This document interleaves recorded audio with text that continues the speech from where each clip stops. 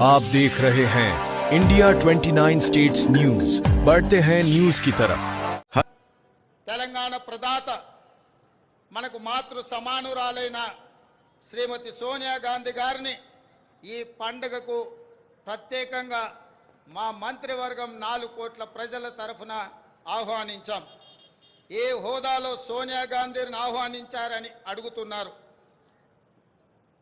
నేను చెప్పదలుచుకున్న బిడ్డ ఇంట్లో శుభకార్యానికి తల్లికి హోదా కావాలా?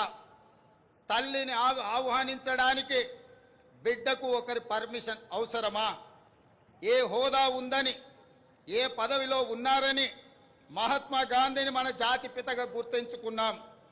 తెలంగాణ చరిత్ర ఉన్నంత వరకు శ్రీమతి సోనియా గాంధీని ఈ సమాజం తల్లిగా గుర్తించి గౌరవిస్తుంది.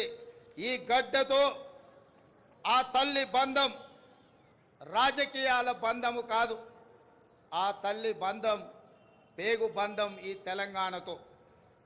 ఈ దశాబ్ది ఉత్సవాల శుభ సందర్భంలో అమరుల ఆశయాలు ప్రజలు కళలు నెరవేర్చే దిశగా ప్రజాప్రభుత్వం కొన్ని కీలక